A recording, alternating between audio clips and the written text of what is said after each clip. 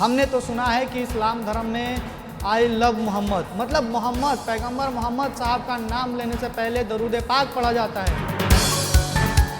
I love Mohammad का trend चल रहा है।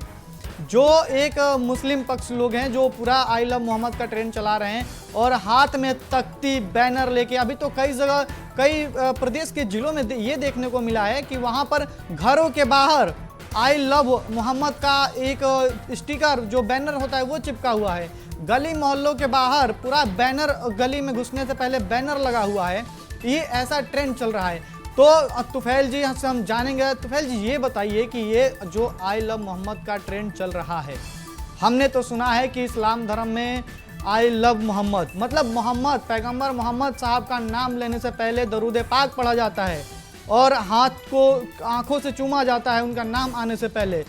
लेकिन यहाँ तो देखने को मिला है कि एक तरफ तो ये कह रहे हैं कि मोहम्मद पैगंबर साहब के खिलाफत में हम कुछ सुन नहीं सकते हैं, बर्दाश्त नहीं कर सकते हैं, और लेकिन वही केवल आई लव मोहम्मद, केवल मोहम्मद नाम लिखा जा रहा है जैसे किसी कंपनी का नाम हो या किसी बच्चे का नाम हो, ऐसे लिखा जा रहा है। और जब लाठी चार्ज होता है तो वही आई लव मोहम्मद लिखा हुआ तख्ती पैरों के तले कुचलते हुए वही लोग भागते नजर आते हैं। क्या इस पे आप कहना चाहेंगे?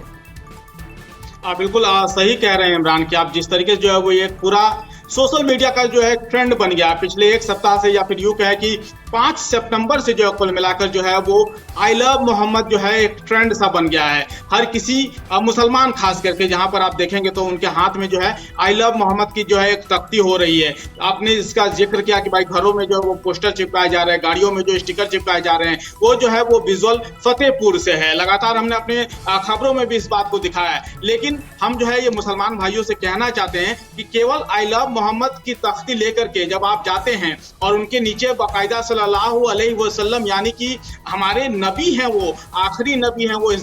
दुनिया के, इसके बाद जो है वो गोया कोई नबी जो इस दुनिया में नहीं आएगा, ये इस्लाम कहता है। फिर जब उस नबी का नाम लेकर जाते हैं जिनके नाम के बदौलत जो है ये पूरी कायनात बनाई गई है, इस्लाम में माना जाता है पूरी दुनिया बनाई गई है, फिर जब वो नाम और वहां पर जब भगदड़ हो जाता है, बेअदबी हो जाती है तो बेहुरमती हो जाती है। आपने इसका सही जिक्र किया कि भाई जब वहां पे भगदड़ मच जाती है या लाठीचार्ज हो जाता है तो फिर वो नाम की तख्ती के ऊपर जब रौंद करके लोग भागते हैं ना अपनी जान बचाने के लिए, तो आप चले गए, अब उस नाम की बेइज्जती हो रही है, बेहुरमती हो रही है। तो ऐसे माहौल पे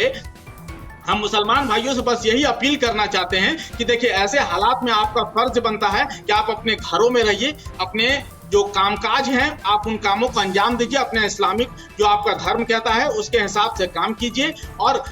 इसमें मैं एक लाइन ऐड करना चाहता हूं इमरान, मैं दरअसल एक कहानी अपने लोगों को बताना चाहूंगा, खास करके मुस्लिम लोगों को, कि देखिए याद कीजिए जब हमारे नबी का जमाना हुआ करता था आज से 1400 साल पहले, जब ताइफ की जमीन थी, जब हमारे नबी पर जो है वो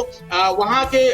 लोगों ने, कुफारों ने या फिर वहां के लोगों ने जो है वो पत्थर मारे थे, इतने पत्थर मार दिए थे कि ताइफ की जमीन जो है वो लाल हो गई थी खून से, हमारे नबी के खून से। ठीक है, तो बहुत सारे जो सहाबा उस वक्त रहा करते थे उनके साथ, तो उन्होंने कहा था कि आप हाथ उठा करके दुआ कर दीजिए कि ये कौम जो है वो हलाक हो जाए यानी कि बर्बाद हो जाए। तो हमारे नबी ने उस वक्त फरमाया था इन्नल्लाह मा साबरीन, यह कुरान की आयतें हैं इमरान, जो कि